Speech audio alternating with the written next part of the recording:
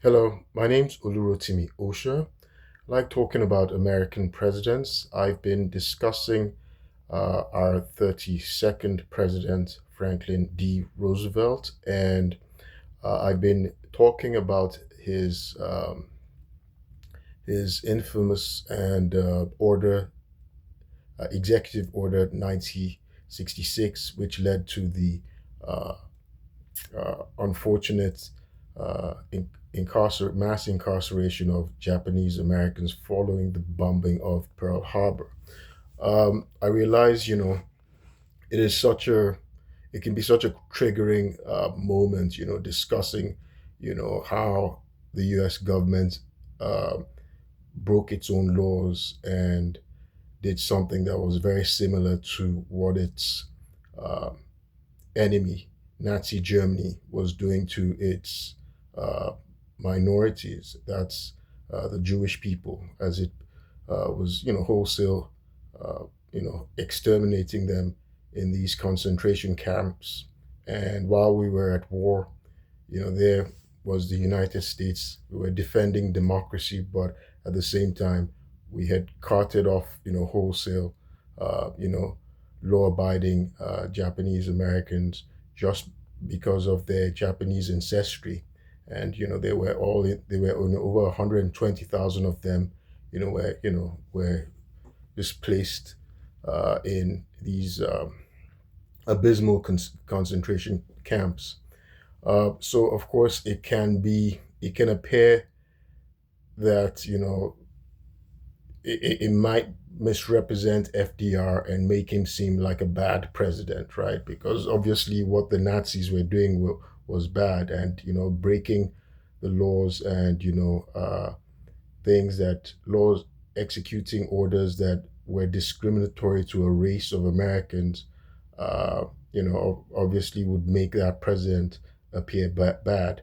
So again, I would like to provide balance. I'm a historian and I like to provide balance. I enjoy studying our presidents. They were human and there are pros and cons. They have their strengths, they have their weaknesses, and it's too excessively one-sided when one provides just one view, without showing the other side, the positives that they accomplished. And that's what I intend to do today by discussing how Franklin Delano Roosevelt uh, brought America back from the brink and solved the crisis of the Great Depression, and restored confidence in the stock market. Um, so today I'm going to talk about some of those reforms that FDR brought about, especially in the economy, the financial markets. Now, this is sort of particularly um, interesting for me, considering my background.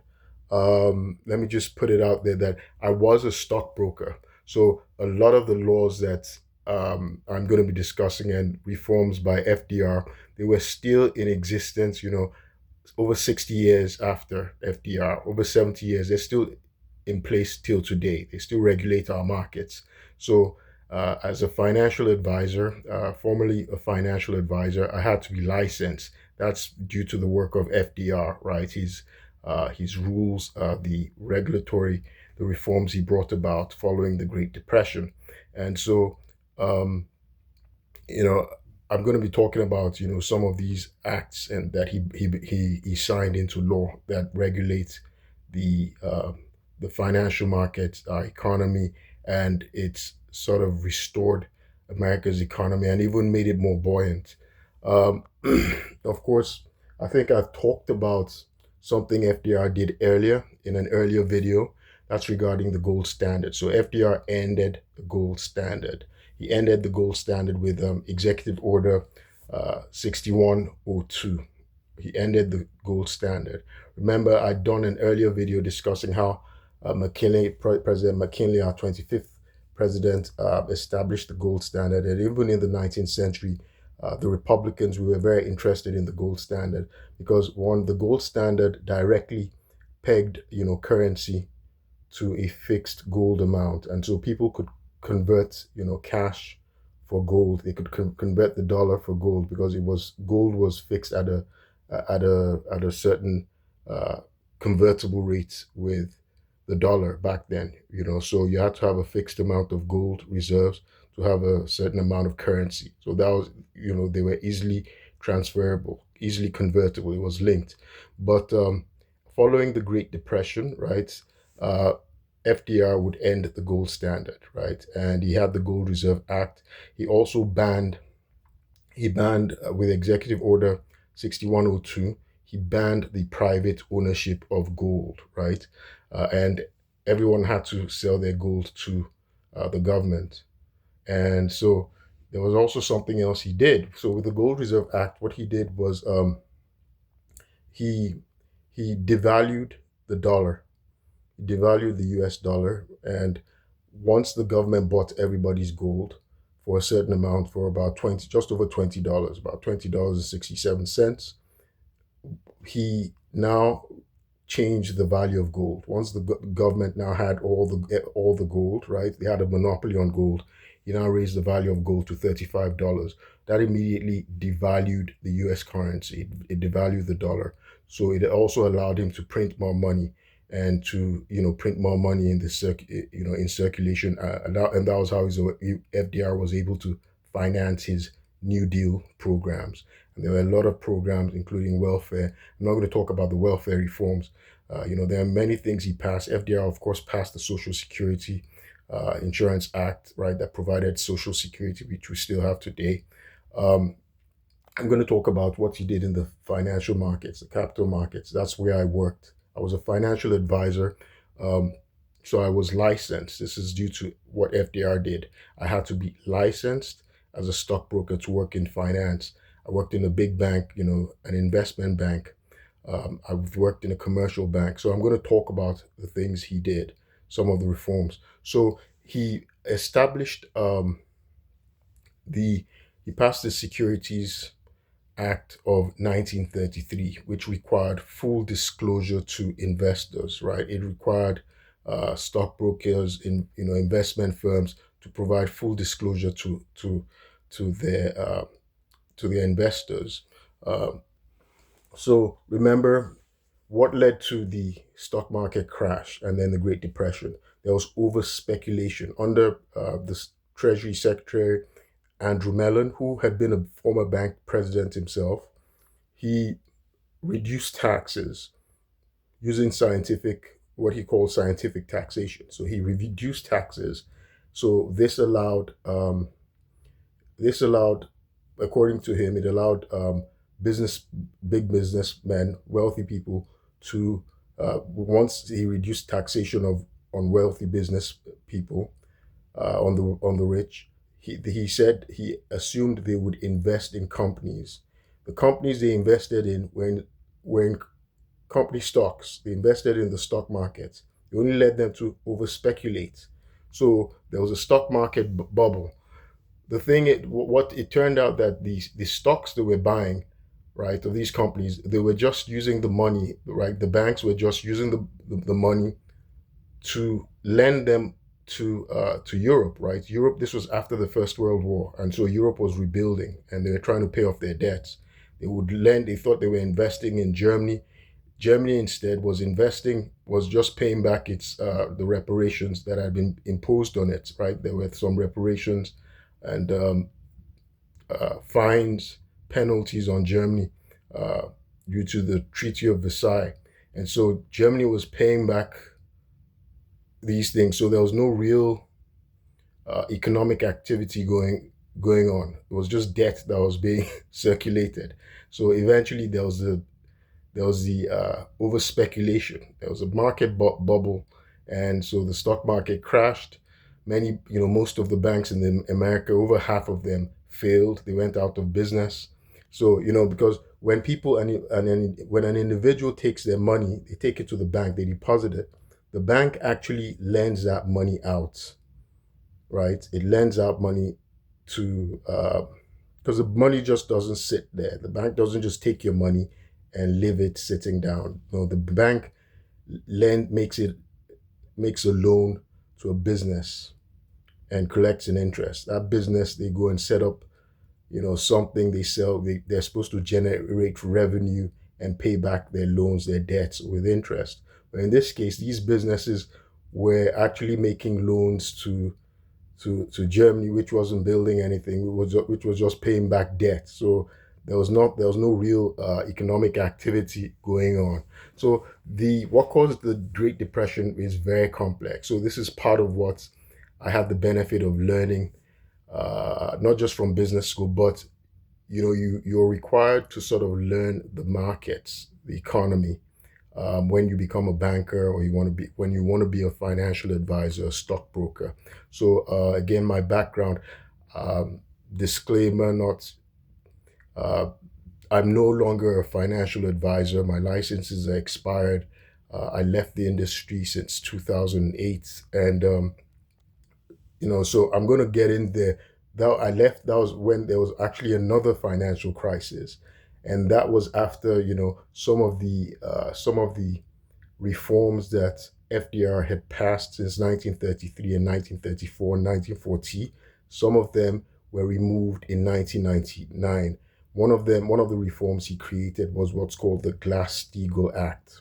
The Glass-Steagall Act, uh, there was a Glass-Steagall Banking Act, which required which created the FDIC, that's the Federal Deposit Insurance Corporation, and it's insured people's deposits. So when you place money in the bank, it's insured up to a certain amount. So it helped to insulate depositors and prevent the sort of collapse that happened in 1929 with the stock market crash, which had a ripple effect, a domino effect on the entire economy, and citizens who you know didn't have any idea what was going on. They had their savings, and their savings were wiped out overnight. So the Glass-Steagall Act, created by under FDR, it also, this was in 1934, 1933. That was the Glass-Steagall Banking Act, which created the FDIC that insures deposits. There's also another aspect of the Glass-Steagall Act. Um, it separated commercial banks from investment banks, right?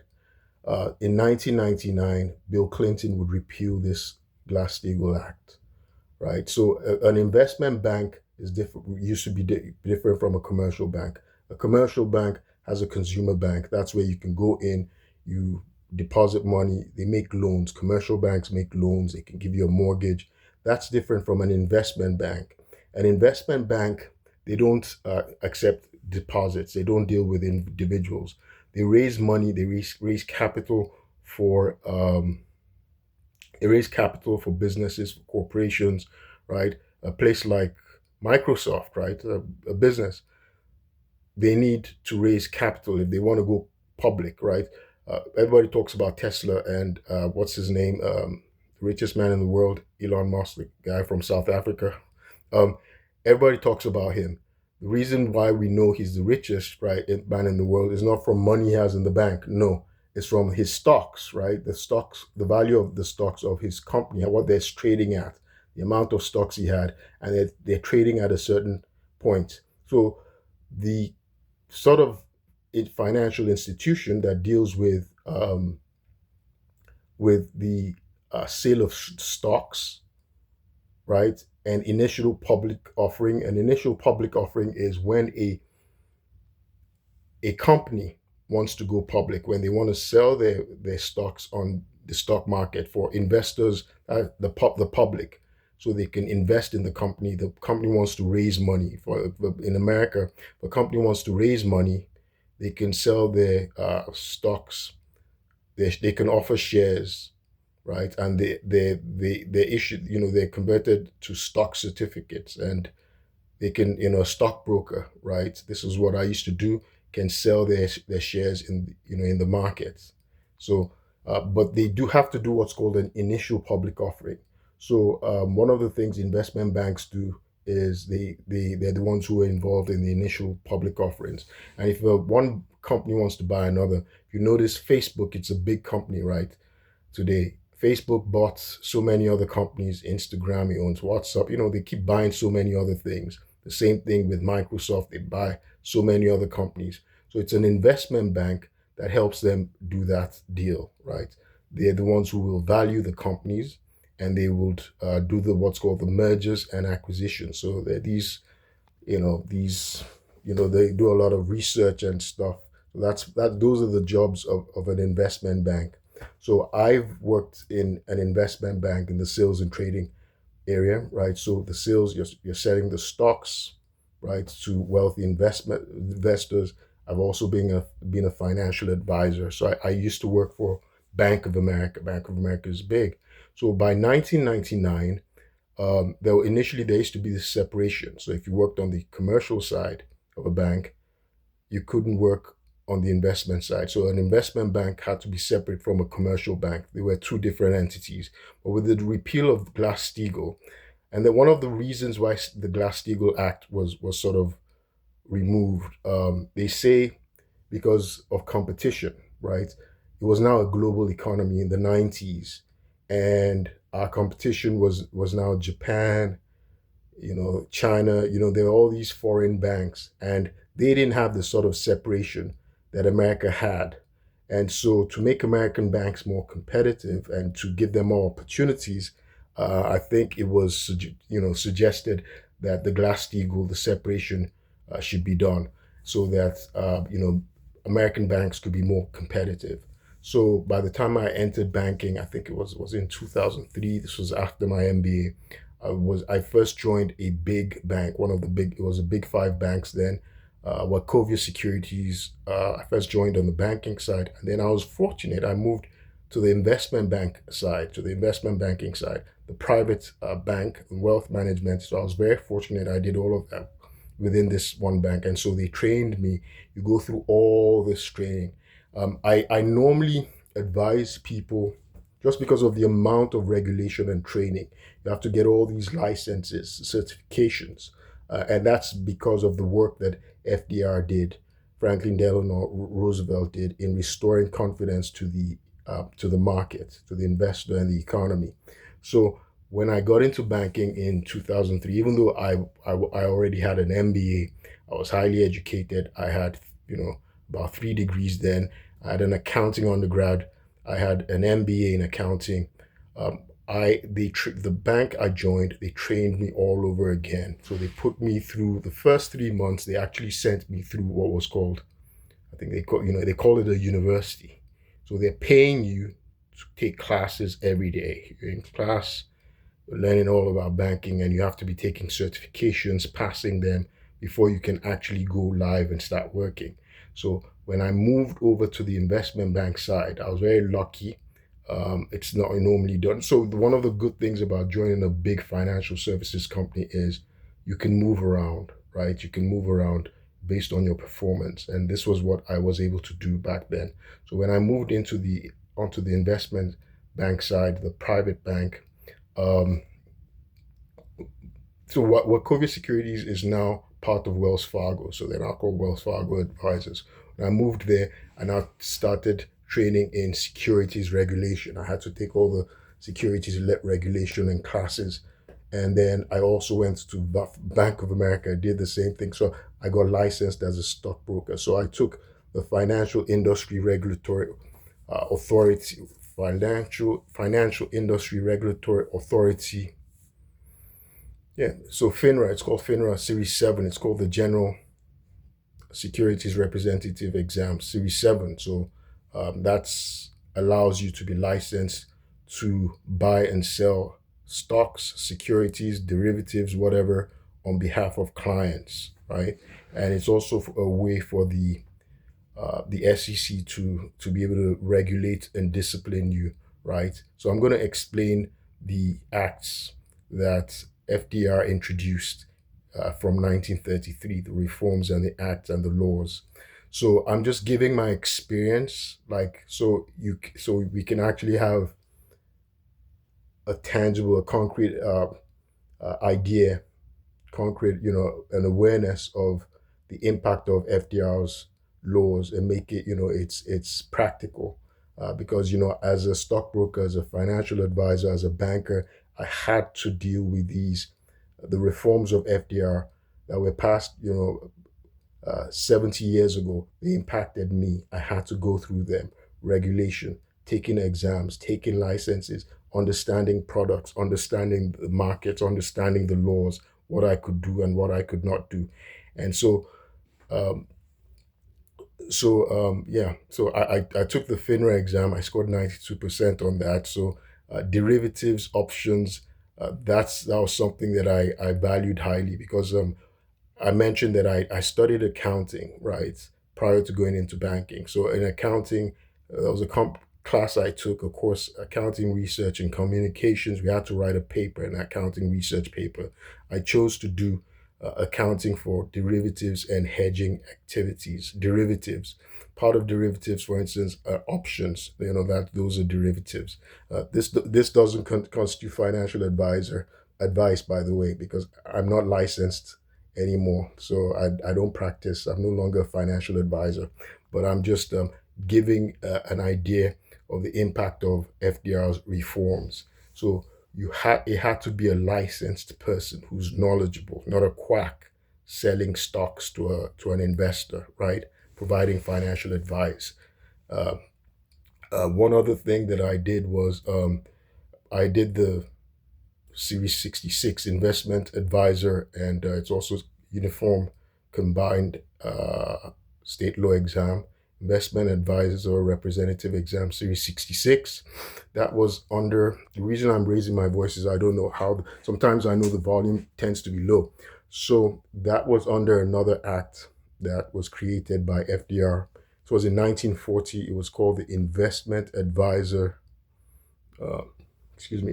Advisor Act.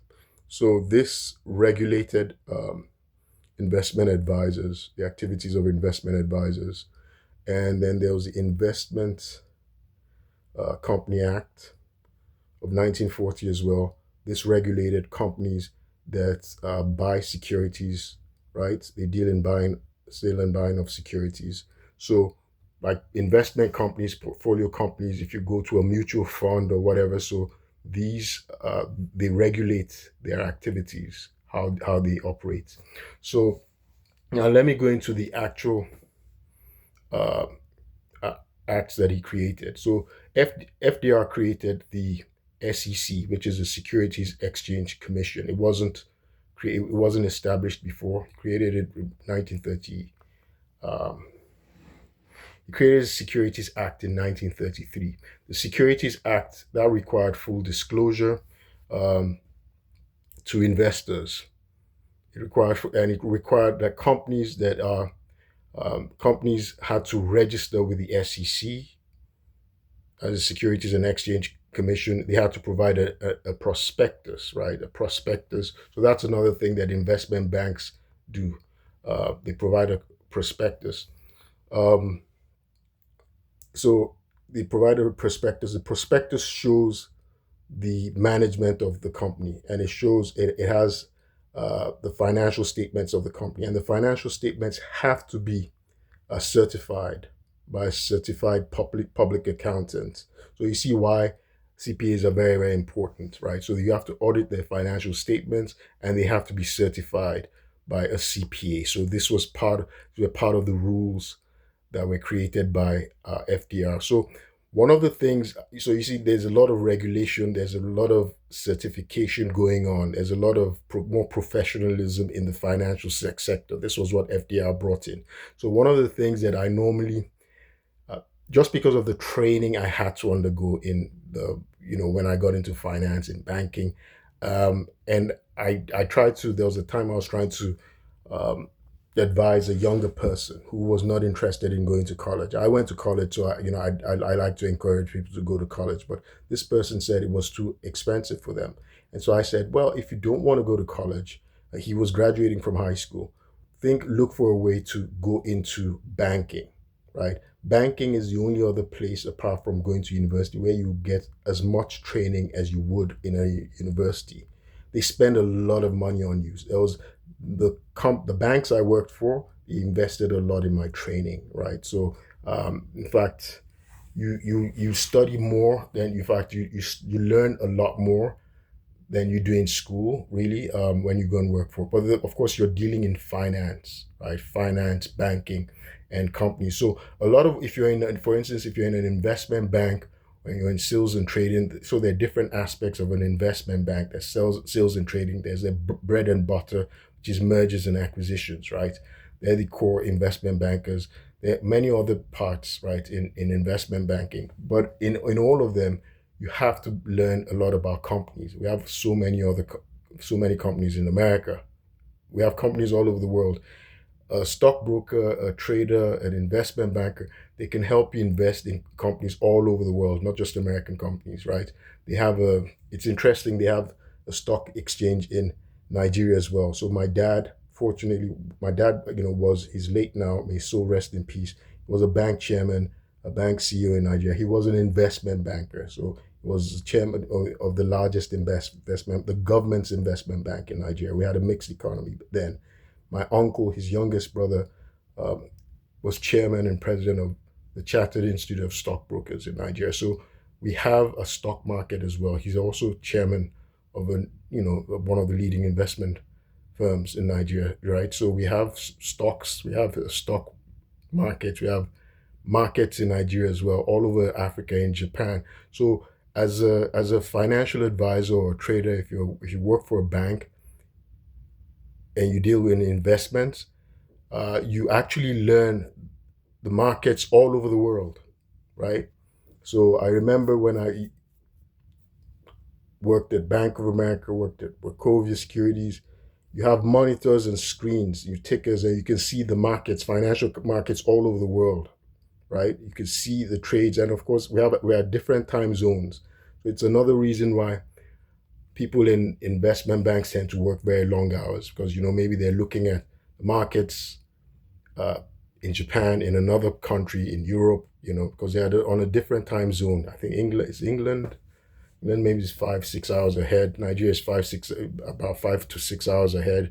And Nigeria has its own markets. Johannesburg, South Africa, London, Tokyo. They have all these exchanges as well. So you have to be able to know the markets there. So you read the economy. I used to read the Wall Street Journal. I was subscribed. I read tons of them every day. You have to know what's going on in the world because that's how you are knowledgeable as an investor and as an advisor.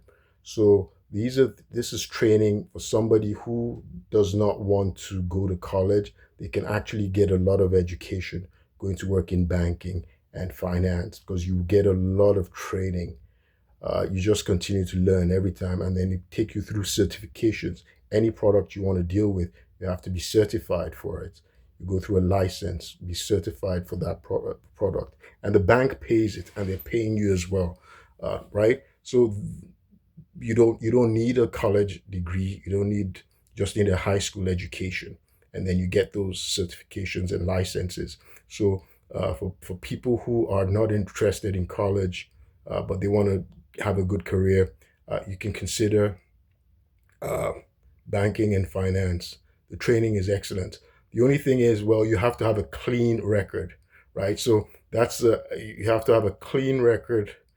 You can't because you're going to what do they call it? Is it you have a bond, right? It's a bond because you're dealing with the public's money and things like that. So they have to make sure the person who's in the bank is not a crook. He's not going to embezzle their money. He's not going to run away. They have a way to get him. In fact, I joined the bank, the securities or whatever, right? They had to do my fingerprinting, all of that. They do your fingerprinting, background checks, and all that stuff, right? And it turns out that, of course, I made the transition. I joined the government. I went into government, the federal government. Apparently, the federal government, I didn't know, actually like people who have worked for banks because it makes their own background check, which is supposed to be more rigorous, depending on what part of the government you work for, makes it more rigorous. So that's just my tuppence that anybody who's not really interested. I'm hearing a lot of kids who keep complaining about the cost of college today, and it is astronomical. It's atrocious. Yes, if you don't want to and you want to make a good living and continue to improve yourself, you get trained. You could join a bank. You could go to the bank once right after high school. Just have a clean record. You have to have a clean record. Don't use drugs and things like that. um, have a clean record, and you can go in, they train you. They'll even pay for your schooling. I took a writing program when I was working at Wachovia, right? That's which is now Wells Fargo. I keep saying if I say Wells Wachovia, nobody knows what I'm talking about. It was one of the top five banks in America back then, and so one other thing that happened, right? I mentioned how uh, the Glass-Steagall Act of 1933-34 separated commercial banks from investment banks, right? So they couldn't. So a Goldman Sachs is an investment bank. Now they can go into the business of being a commercial bank, and Bank of America was a commercial bank. They now went into the business of being an investment bank. They were a commercial bank. They went into the business of uh, investment bank. So with the repeal of that Glass-Steagall Act that was enacted by FDR in 1999 by Bill Clinton, it was repealed in 1999. It allowed um, one company, one holding company, to offer to be diversified, right? So before with the Glass-Steagall, insurance, investment banking, and uh, commercial banking, consumer banking were separated. Repeal of the Bank-Steagall Act of FDR under FDR now meant you could have a diversity. One bank, one holding company could have a diversified financial services business, and that's what we have now. I worked for two major diversified financial services outfits, Bank of America and what's now called Wells Fargo. It was Wachovia Securities when I worked for them. So we see that this would probably cause another financial a backlash in 2008. I'm not going to go into the with the mortgage crisis. That was another financial. Uh, it was caused by the financial markets again. So we could see how FDR's reforms were very significant. So FDR created the Securities and Exchange Commission, and he had Joseph Kennedy, a former stockbroker who was one of the wealthiest men in America at the time. Of course, he was the father of our 35th president, John F. Kennedy. FDR appointed Joe Kennedy as the first chairman of the Securities and Exchange Commission. Um, he had been a stockbroker. The object of the Securities and Exchange Commission with the uh, Securities Exchange, the SEC Act of 1934, the objective was to give the SEC oversight of the secondary market. Remember, I talked earlier about the initial public offering, that when a company wants to offer its shares to the public, it does an initial public offering. It trades right for the first time. So that's the primary market, right? The secondary market is after the shares are public. That's what a stockbroker, other people, they do. They buy and sell stocks. That's the secondary market on an exchange. On an exchange. So the SEC had oversight of the secondary market. It had oversight of self-regulatory organizations, governing organizations. There was a reason I mentioned the exam I had to take, which was offered by FINRA. It's called Financial Industry Regulatory Authority. So that's an example of a self-regulating organization that they supervise the activities of stockbrokers, financial, investment specialists, right, finance people, the finance professionals. But the SEC now has oversight over them and enforces the various securities laws that were enacted to regulate uh, the financial markets and prevent the sort of abuses that happened with the and led to the collapse, the stock market crash of 1929. Now, so I mentioned that Joe Kennedy he had been a stockbroker, and he'd actually made money. He'd made his wealth from the sort of abuses that the SEC was established to prevent. For instance, speculation insider trading. Those are criminal activities, right? You can go to jail for those things. But when before the creation of the SEC, there was no one regulating them. They used deception, they used fraud, all sorts of stuff. And this was how Joe Kennedy was able to make money. Of course, the mafia, like Michael Franzese, and others, they would say that FDR made his money through the mob, through bootlegging. That's another story. But he was a stockbroker. He had been a stockbroker, and he made wealth from, you know, the very activities he was now hired to prevent.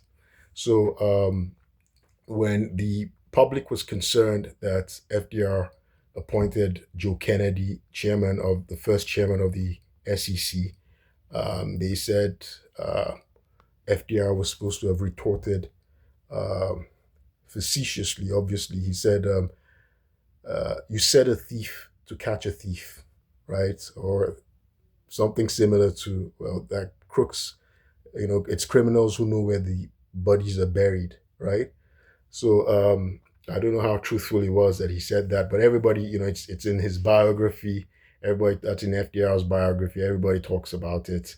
That FDR said, "Hey, you set a thief to catch a thief," and he was referring to his appointment of um, Joe Kennedy, who introduced those excellent reforms, right? So those are the significant reforms.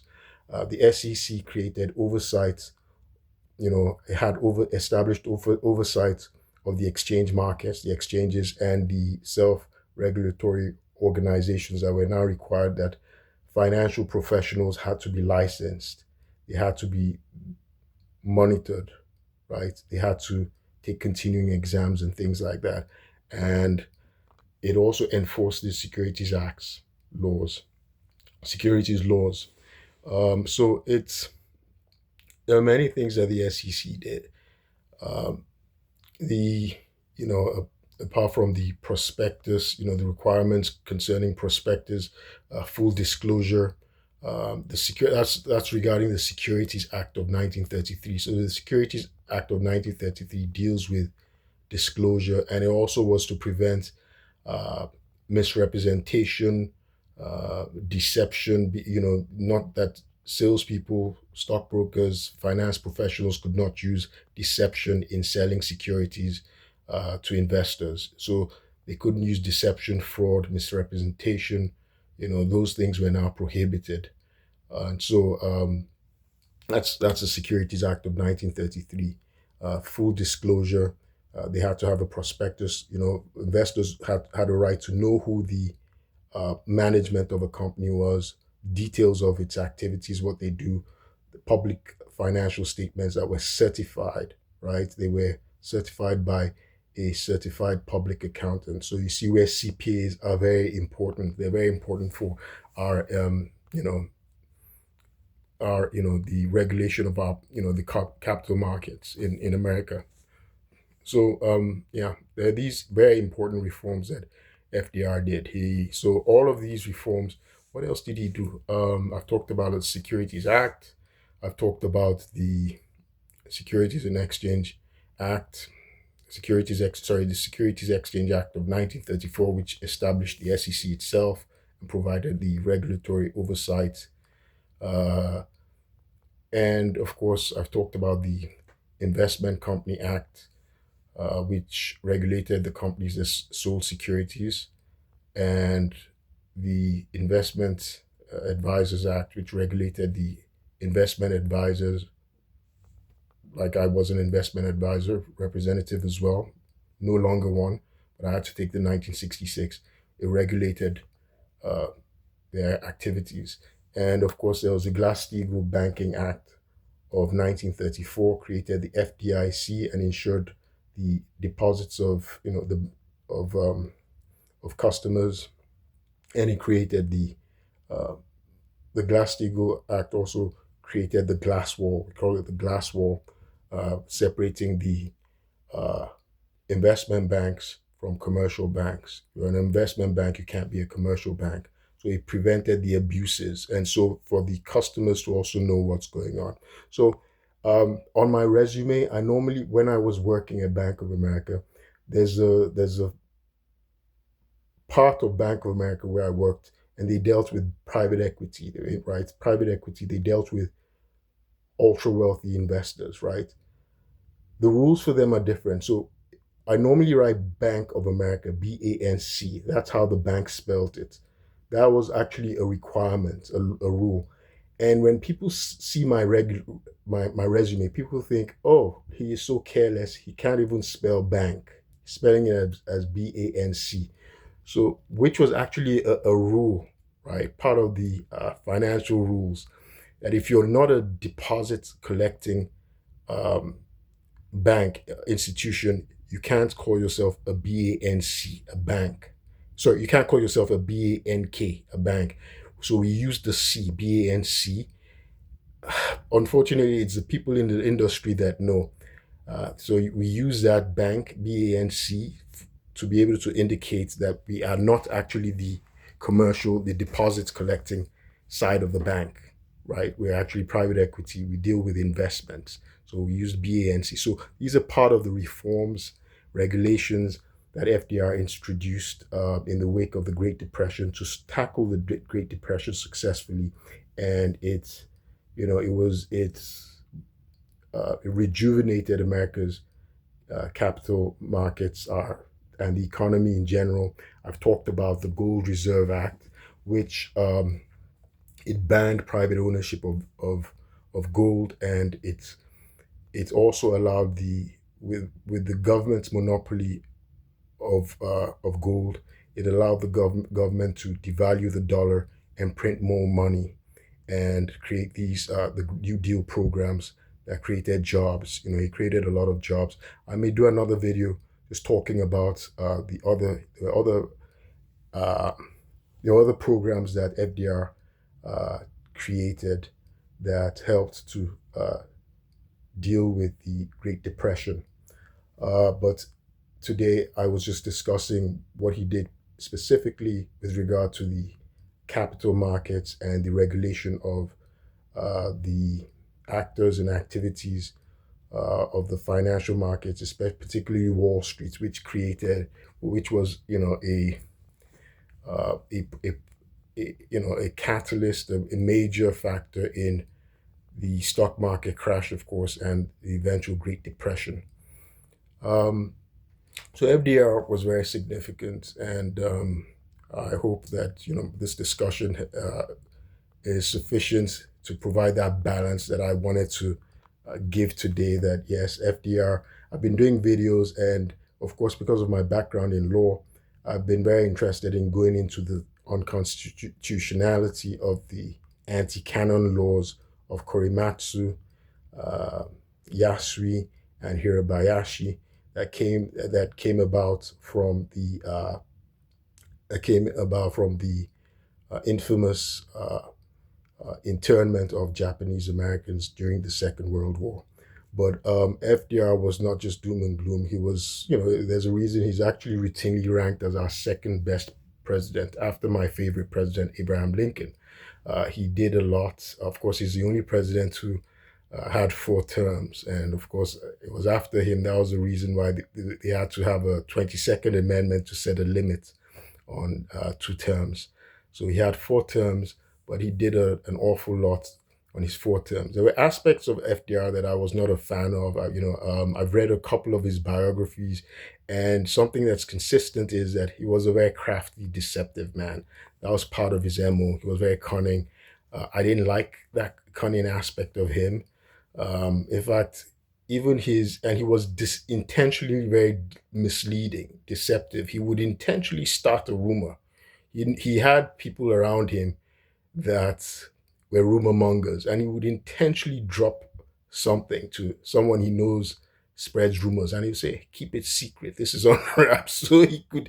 So FDR was a master of disinformation, and so he would say something, give disinformation to somebody he knows is a rumor spreader, and that person will go and spread the rumor because he had an intent. There was something he was intending to do. So it was a very manipulative person. But he was effective, right? He got us out of the Great Depression, and he he created a great economy. He helped us win the Second World War. He was a very effective president. It's a reason he's routinely ranked as our second best president. His vice president didn't even know he was building the atomic bomb that he had built. He'd completed the Manhattan Project and all that. So it's kind of interesting. But again, I didn't like the manipulative aspect of him. But hey, my favorite, Abraham Lincoln. Uh, we have all these hagiographies on Abraham Lincoln. He might have been manipulative in his day as well. We didn't have the sort of intrusive and ubiquitous press that sort of over scrutinized FDR's life. I knew FDR was having an affair. I knew him and Eleanor Roosevelt were no longer living in the same house. That rumored that Eleanor Roosevelt had a female lover and things like that. Uh, you know, um, we don't know, but reading American President is fun for me. And today, I thought I should give the one aspect of FDR, given all the cons of the Japanese internment, which I've been doing in earlier videos. So he was very significant in rebuilding the U.S. economy and getting us out of the Great Depression. And of course, he had his great fireside chats. He was a very impressive, motivational speaker to Americans. And of course, he's the one who said, "We have nothing to fear but fear itself." So, my name is Olurotimi Osha. I like talking about American presidents. I'm going to end this video here. I also draw attention to deprivation of rights that I've been suffering in Montgomery County, Maryland, pivoting on subordination of perjury and fraud on the courts, impeded to obstruct justice and discredit me and violate my constitutional rights in a discriminatory complaint that I'd filed in the federal government, in the Department of Defense and Department of the Navy. There's been an abusive process by rogue agents of the Department of Defense and Department of the Navy. It's sad, it's disappointing that Montgomery County's criminal justice system and its judges uh, have been co-opted by rogue agents of the government.